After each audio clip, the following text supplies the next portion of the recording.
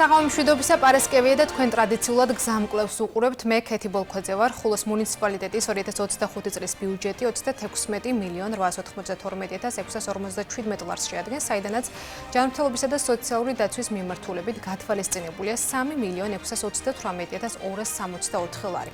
2025 წელს ხულოს მუნიციპალიტეტის მერია ჯანმრთელობისა და სოციალური დაცვის უზრუნველყოფის მიზნით 18 მიზნობრივ პროგრამას ახორციელებს, როგორ გადანაწილდა პრიორიტეტები, თავად მუნიციპალიტეტის მერის მოვალეობის შემსრულებელი ჯამბულატ მელაძე გვეტყვის, მანამდე კი ვნახოთ რეპორტაჟი. აქ ამ ადგილას ძველი ხის ავარიული სახლი სულ რაღაც 1 წლის წინ იდგა. სოფელ ირემაძეებში მცხოვრები ტარიელ ირემაძე ამბობს, რომ საცხოვრებელი ნაგებობა იმდენად ძველი იყო, რომ 6 წევრიანი ოჯახი თავს უსაფრთხოდ ვერ გრძნობდა. ჩემი საცხოვრებელი სახლი საუკუნეზე მეტ სიცვლიდა. საკმაოდ ამორტიზირებული იყო, ყორექვაზე, ხიმინჯებზე აგებული სახლი. იატაკიც უკვე ფორმიდან გამოსული იყო. ატარებდა სახურავი წყალს, მივმართე მერიას. გაითვალისწინეს ჩემი თხოვნა, შეგვამოწმეს და სათანადოდ რა თქმა უნდა დაგვეხმარნენ, რითაც შევცვალეთ ძველი ამორტიზირებული სახლი ახლით. დაზოგილი თანხა, ცოტა პირუტყვი და დავახმარე გავყიდე, მაგრამ მაინც მადლობელი ვარ იმდენად, რამდენადაც მე საწყისი თანხა მაგიდან სახელმწიფოსგან ავიღე, ეტაპობრივად მომცეთ, მაგრამ დროულად და შევძელი საცხოვრებელი სახლის აშენება. დღეს სრულ თავისუფალ გარემოში ვცხოვრობ, უსაფრთხოდ გარემოში ვცხოვრობ. ხულოს მუნიციპალიტეტში ავარიული სახლების მქონე ოჯახებისთვის საცხოვრებელი სახლის მშენებლობის ხელშეწყობის პროგრამა ერთ-ერთია იმ 18 პროგრამას შორის, რომელსაც მერია ახორციელებს. როგორც მუნიციპალიტეტში აცხადებენ, მოსახლეობის მოთხოვნები ძირითადად ჯანმრთელობისა და სოციალური დაცვის უზრუნველყოფის საკითხებს ეხება. განცხადებების რეგისტრაცია ხდება მერიაში როგორც პირდაპირ წესით კანცელარიაში,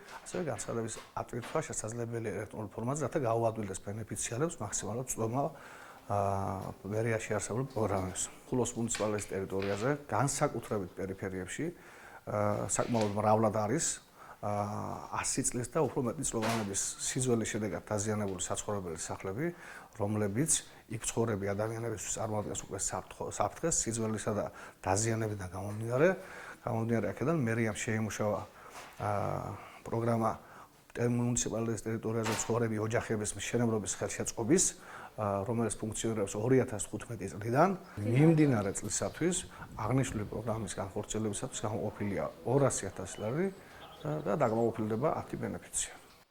მოწყვლადი სოციალური ჯგუფებისთვის მედიკამენტები, ერთჯერადი ფინანსური დახმარება, სამედიცინო მომსახურების თანადაფინანსება, დახმარება მრავალშვილიან ოჯახებზე, ასევე სოციალურად დაუცველებისთვის უფასო სასადილო.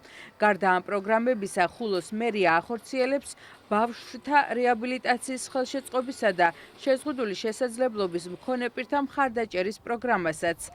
მუნიციპალიტეტი ასევე ყოველწლიურად გამოყოფს თანხებს, რომელიც ავარიული სახლების მქონე და სტიქიური მოვლენების შედეგად დაზარალებული მოსახლეობის ქირით გაყვანას ხმარდება.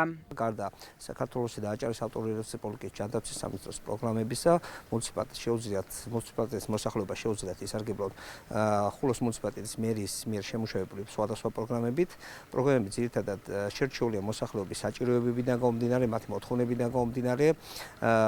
ძირითადად ამ მიმართულებით გვაქვს ბიუჯეტში გათვალისწინებული 18 პროგრამა, მათ შორის არის მედიკამენტებით უზრუნველყოფის პროგრამა, მოსახლეობის საცხოვრისი სახლების მშენებლობის ხელშეწყობის პროგრამა და ასევე ოპერაციული მკურნალობის თანადაფინანსების პროგრამა. წელს ხულოს მუნიციპალიტეტის ბიუჯეტი 36,900,000 ლარს შეადგენს, რაც გასული წლის ბიუჯეტს დაახლოებით 7 მილიონით აღემატება.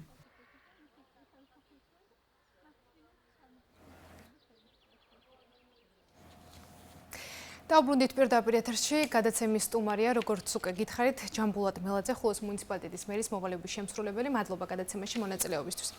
როგორც გადაცემის დასაწყისში აღვნიშნეთ, 2025 წლის ბიუჯეტი 36 მილიონს აღემატება და აქედან 3 მილიონ ლარზე მეტი დაიხარჯება ჯანმრთელობისა და სოციალური დაცვის მიმართულებით. ასევე განახორციელებთ 18 მიზნობრივ პროგრამას. მოდით ჩავშალოთ მაყურებლისთვის აღნიშნული პროგრამები და ასევე ვიცით, რომ 3422-მა ბენეფიციარმა პროგრამებით უკვე ისარგებლა. დავიწყოთ მრავალშვილიან ოჯახებზე ფინანსური დახმარებით. რა ტიპის დახმარებაზეა საუბარი, როგორ შეიძლება პროგრამაში ჩართვა, რა კრიტერიუმებია გვითხარით ამის შესახებ. მოგესალმებით, მივესალმებით ტელემაყურებელს, მადლობა მოწვევისთვის. ხულოს მუნიციპალიტეტის მერიის ბიუჯეტი 37 მილიონ ლარამდე შეადგენს, საიდანაც ჯანდაცვის და სოციალური მიმართულებით განისაზღვრა 3.600.000 ლარზე მეტი. ხულოს მუნიციპალიტეტის მერია ჯანმრთელობისა და სოციალური დაცვის მიმართულებით ახორციელებს 18 მიზნობრივ პროგრამას, აქედან 4 ჯანდაცვის მიმართულებით, ხოლო 14 უკვე პროგრამა სოციალური მიმართულებით. რაც შეეხება მრავალშვილიან ოჯახებზე ფინანსური დახმარების პროგრამა, ითვალისწინებს 4-დან მეტი მრავალშვილიანი 18 წლამდე ასაკის ბავშვებისაც ყავთ ერთჯერად ფინანსურ დახმარებას, რომლის ოდენობა შეადგენს 1500 ლარს. უნდა აკმაყოფილებდეს შემდეგ კრიტერიუმებს, უნდა ცხოველს მუნიციპალიტეტში მუდმივად ქონდეს მაღალმთიანი სტატუსი. ამასთანავე უნდა წარმოადგინოს ხულოს მუნიციპალიტეტის სოციალური სააგენტო და სოციალური ფულის ამონაწილი, რაც ადასტურებს მის ხულოში მუდმივად ცხოვრების ფაქტს და შესაბამისად კრიტერიუმების დაკმაყოფილების შემთხვევაში გაეწევა ფინანსური ერთჯერადი დახმარება 1500 ლარის ოდენობით. კი ბატონო.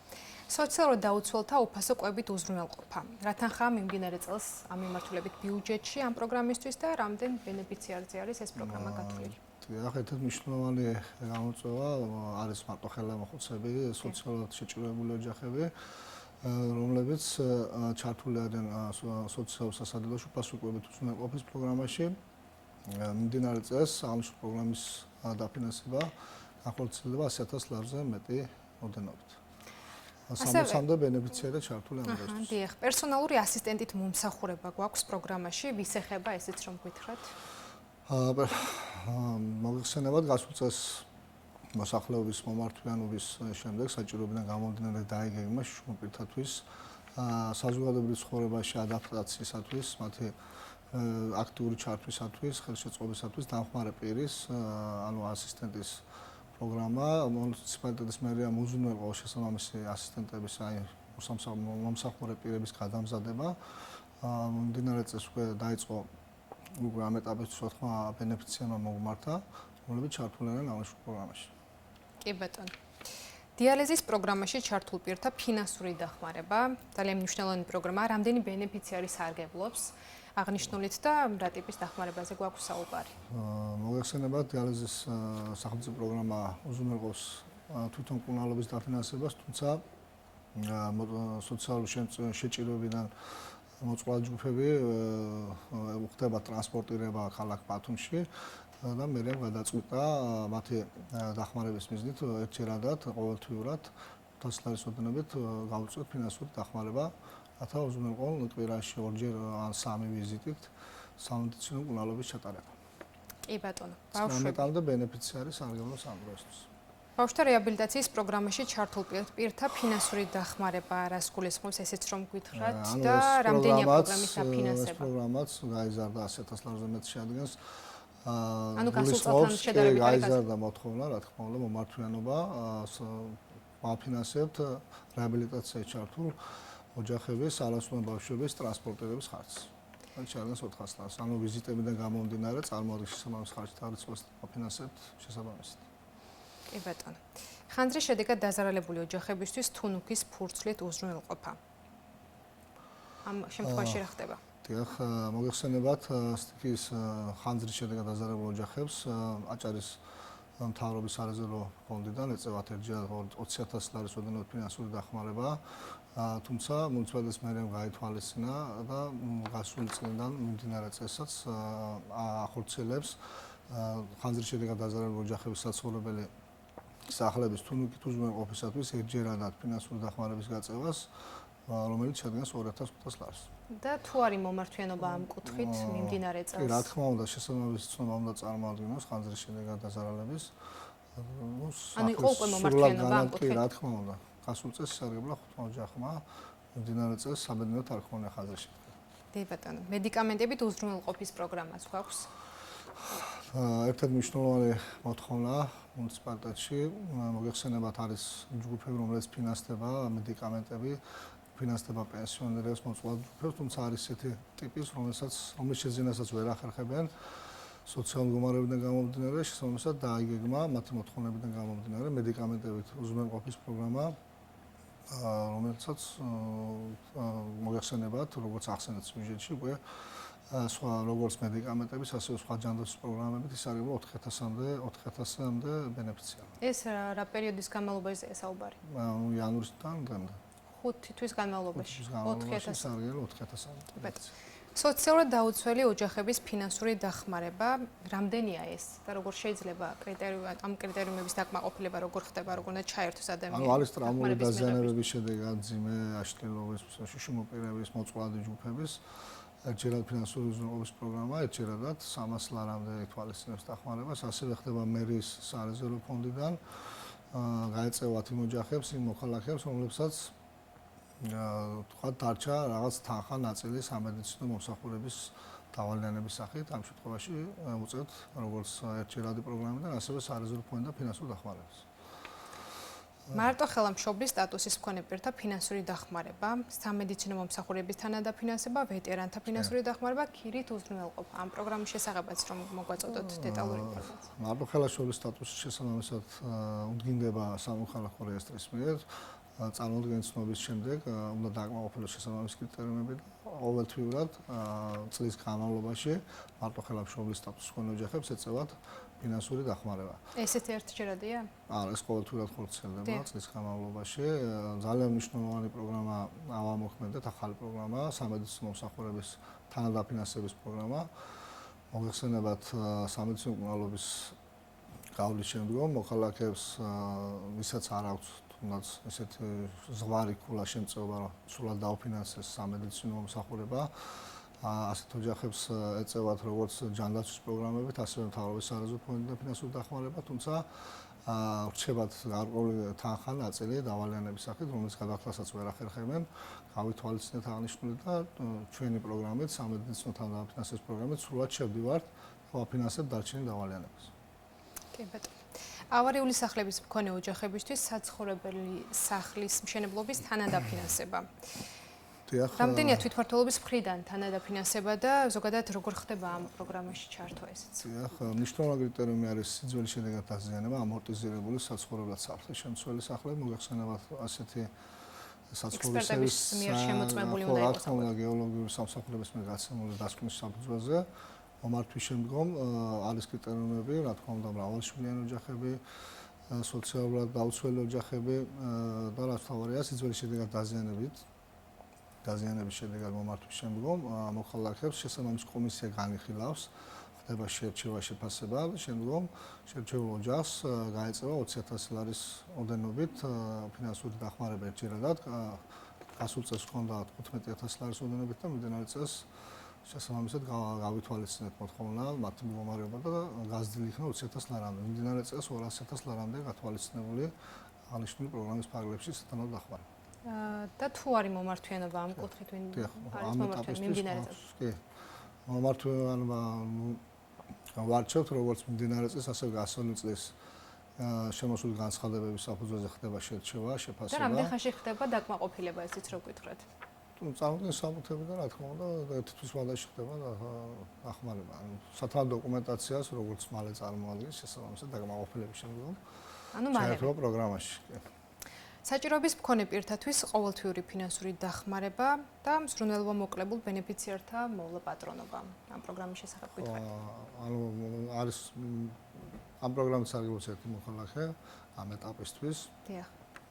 შესაბამისად მოვლა პატრონობას უწევს ქალაქ ბათუმში არსებულ პანსიონატს და შესაბამისად მათი წერილობითი მოთხოვნის შემდეგ ხდება ფინანსური დახმარების გაწევა აღნიშნულ მოქალაქეს. კი ბატონო, ერთ-ერთი მნიშვნელოვანი საკითხი არის ინფრასტრუქტურის მიმართულება და 13,740,306 ლარი არის გათვალისწინებული. საბავშვო ბაღების მშენებლობაზე, საგანმანათლებლო დაწესებულებებზე გითხარით, სად მიმდინარეობს მშენებლობა, რომელი დასრულდა და ასე შემდეგ. მიმდინარე წელს ხულოს მუნიციპალიტეტის ბიუჯეტში ინფრასტრუქტურის მიმართულებით გათვალისწინებული იქნა 13 მილიონ ლარზე მეტი. ერთ-ერთი მნიშვნელოვანი პრიორიტეტია, რა თქმა უნდა, განათლება. მიმდინარე წელს ამ ეტაპის აქტიურად მიმდინარეობს შუა სოფელში დაწყებითი სკოლის მშენებლობა. ასევე სოფელ წაბლანაშიც მიმდინარეობს საბავშვო ბაღის მშენებლობა.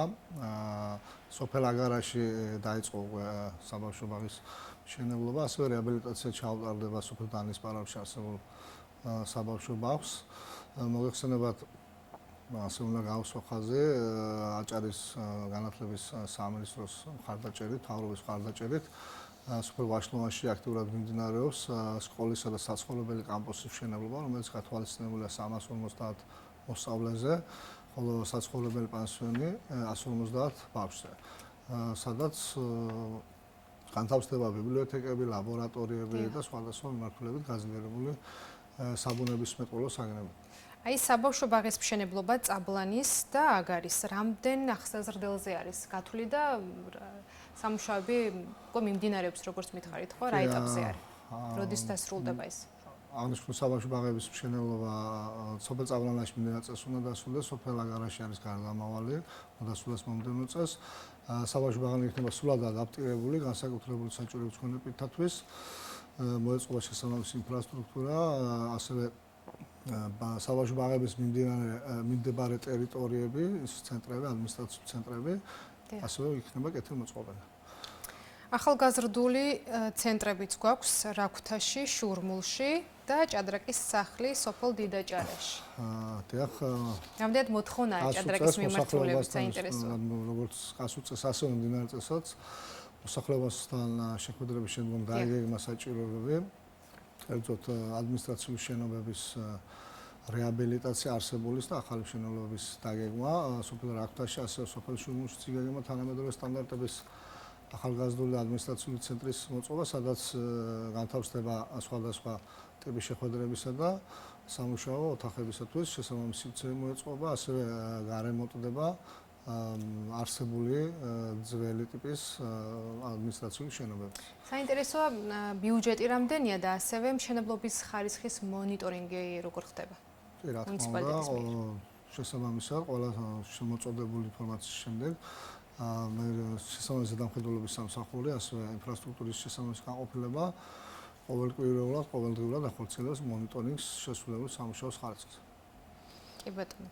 დიდაჭარის დიოკნისის ხორჯომის რიყეთის ხეხაძირის ადმინისტრაციული რეაბილიტაცია მიმდინარეობს სოფელ ხორჯომში, ადმინისტრაციული ცენტრის კეთილმოწყობა, ასევე კეთილმოწყობა დიდაჭარის დიოკნისის ადმინისტრაციული ცენტრები, უკვე გამოცხადდება შესაბამისი დოკუმენტაციით ტენდერი და ხელშეკრულების გაფორმების შემდეგ აქტიურად დაიწყება სამუშაო. ასევე როგორც ჩვენთვის არის ცნობილი, ტურისტული ლოკაცია უნდა შეიქმნეს, ხო? სოფელ ქედლებში იგეგმება ტურისტული გადასახადი, სოფელ ქედლებში იგეგმებათ გადასახედის ეგრეთ წოდებული სივრცის მოწყობას, მნიშვნელოვანი ტურიზმის განვითარების კუთხით. და ეს როდის იგეგმება, ბიუჯეტი როგორია? საპროექტო დოკუმენტაციაზე მიმდინარეობს მუშაობა და ახლოს პერიოდში, როგორც იქნება საპროექტო დოკუმენტაცია, გამოვაცადებს შესაბამისად ტენდერს. ხულოში ცენტრალური სკვერი რეაბილიტირდება. სოფელ დანისპრავილში ადმინისტრაციული შენობა და საბავშვო ბაღიც, როგორც ვიცით. დიახ, დაბა ხულოში მიმდინარეობს სკვერის რეაბილიტაცია, უკვე აქტიურ ფაზაში სამუშაოები, სადაც განხორციელდება გამწვანებითი სამუშაოები, მოეწყობა საბავშვო გასართობი სივრცეები, საფეხმავლო ბილიკები, ტროტუარები, მოსასვენებელი ადგილები. პროექტის ფარგლებში ბიუჯეტიდან წელს 1.200.000 ლარამდე გათვალისწინებული. ასევე გვაქვს რეაბილიტაცია ჩავტარდება ასევე სოფელ დანისპარავის ადმინისტრაციულ ცენტრს და საბავშვო ბაღსაც. დიახ, აგარის ადმინისტრაციული შენობა, ბაკოს ადმინისტრაციული და სოფელ შურმულში ხილაძირის ადმინისტრაციული შენობაც. მოსახლეობის მოთხოვნიდან გამომდინარე, გეგმავთ უკვე გამოცხადა ტენდერი სოფელ ხილვანაში, ბაკოში ადმინისტრაციული შენობის მშენებლობის, სოფელ აგარაში რეაბილიტაცია ჩავტარდება, რაქვთასა და სოფელ შურმულში დაიგეგმა ახალი ადმინისტრაციული ცენტრის შენობა. და როდის შეიძლება რომ უკვე მიმდინარე წელს უნდა დასრულდეს მშენებლობა. კი ბატონო. ზოგადად მთიან სოფლებში ცხოვრება ძალიან დიდ გამოწვევებთან არის დაკავშირებული და საცხოვრებელი პირობების შექმნა სახელმწიფოს ერთ-ერთი მთავარი პრიორიტეტი. ამ მიმართულებით გითხარით თქვენი გეგმების შესახებ. მოგეხსენებათ, მაღალმთიანი რეგიონი ჩვენი მუნიციპალიტეტი გამოირჩევა სტიქიური მოვლენებით, მეწყერებით. ამ კუთხით მუნიციპალიტეტი ჯანდაცვის სოციალური მიმართულებიდან როგორც ახსენეთ, ახორციელებს ქირით უზრუნველყოფის პროგრამას, რომლის ფარგლებშიც $1,000,000 ლარამდე გათვალისწინებული და ის ოჯახები, რომლებიც ექვემდებარებიან ადგილმონაცვლეობას, ცხოვრობენ მეწყესაშის ზონებში, მერია უზრუნველყოფს მათი ქირით უზრუნველყოფას. ასევე მნიშვნელოვანია ფერცამაგრის სამუშაოების მოწყობა, მიმდინარე წელსაც $1,000,000-ზე მეტი გათვალისწინებული აღნიშნული სამუშაოების განხორციელების კუთხით, ასევე განხორციელება სანაყური არხების, ფერცამაგრი კედლების და იმ ინფრასტრუქტურის მოწყობა, რაც უზრუნველყოფს როგორც უსაფრთხო გადაადგილებას, ასევე ოჯახების მშვიდობიან გარემოში ცხოვრებას. ერთ-ერთი გამოწვევა სასმელი წყალიც. დიახ. და როგორც ცნობილია 15 სოფელსა და კურორტ ბეშუმშიც რეაბილიტაცია მოხდება. ახლოს მუნიციპალიტეტში აქტიურად როგორც გასულ წელს, ასევე მიმდინარე წელსაც ხორციელდება სასმელი წყლების სათავე ნაგებობების მოწყობა, ასევე არსებული სასმელი წყლის გამონაწილების სისტემის რეაბილიტაცია, მიმდინარე წელსაც 15 სოფელში დაიგეგმა სასმელი წყლის სისტემის რეაბილიტაცია, ასევე მნიშვნელოვანი გამოწვევა არის ელექტროგადამცემი ხაზების აღდგენა, მოწესრიგება, ამ მიმართულებითაც არაერთ მთაში მოეწყო ელექტროთანამედროვე სტანდარტების ელექტროგადამცემი ხაზები და მიმდინარე წელსაც როგორც ბეშუმში, ასევე მიმდებარე 8 ილაში, ანუ ახლო სეზონური მაცხოვრებლისთვის გვეგმავთ ელექტროგადამცემის სისტემების მოწყობასა და რეაბილიტაციას. კიდევ ერთი საკითხი გვაქვს. განხორციელდება 5 სპორტული მოედნის რეაბილიტაცია. სპორტი ძალიან მნიშვნელოვანია ჯანსაღი ცხოვრებისთვის, ამის შესახებაც გითხარით. ახლოს მუნიციპალიტეტისთვის ერთ-ერთი მნიშვნელოვანი პრიორიტეტია სპორტი. მოგეხსენებათ ჩვენს მუნიციპალიტეტში ყავს საბედნიეროდ საამაყო სპორტსმენი, რომელმაც სახელი გაუქმეს როგორც მუნიციპალიტეტს ჩვენს ქვეყანას, ასე მთელს რეგიონს მსოფლიოს მასშტაბით ყავს ევროპის ჩემპიონები, მსოფლიო პრიზიორები. ასევე ოლიმპიური პრიზიორიც და ამ კუთხით მუნიციპალიტეტი აქტიურად აგრძელებს მუშაობას სპორტსმენების ხარდაჭერისთვის. ძალიან მნიშვნელოვანია თანამედროვე სტანდარტების ინფრასტრუქტურის მოწყობა. მიმდინარე დღეებში დასრულდა სოფელი იაკობაძეებში მინი სპორტული მოედნის მშენებლობა, სადაც მოეწყო ახალი საფარი, ყარები, ფარები, ავტობადეები. ასევე მიმდინარეობს სოფელ დანის პარაულში დაგეგმილია სპორტული მოედნის რეაბილიტაცია და მოგეხსენებათ აჭარის მთავრობის ხარდაჭერით პროექტების მართვის კომპანიას დაბახულოში ახორციელებს ახალი სპორტდარბაზისა და სპორტული მოედნის მშენებლობას. არსებული ძველი ამორტიზირებული სპორტდარბაზი იქნება შეცვლა მთლიანად, სადაც მოეწყობა როგორც საჭიდაო სივრცეები, ასევე სხვადასხვა ტიპის სპორტული ღონისძიების გამართვის ოთახები, მოსასვენებელი საშხაპები, უზრუნველყოფილი იქნება თანამედროვე ინფრასტრუქტურა. ასევე განხორციელდება 450 მაყურებელზე თანამედროვე სტანდარტების სპორტული მოედნის მშენებლობა. კი ბატონო, ყველა ის საკითხი, რაც ძირითადად პროგრამებს მოიცავს, გავიარეთ და მივაწოდეთ მაყურებელს დეტალური ინფორმაცია. ჩვენს მაყურებელს შევახსენებ, რომ ჩვენი გადაცემის სტუმარი გახდათ ჯამბულატ მელაძე, ახლოს მუნიციპალიტეტის მერის მოვალეობის შემსრულებელი. ასეთი იყო გზამკვლევი, მე მომავალ შეხვედრამდე დაგემშვიდობებით.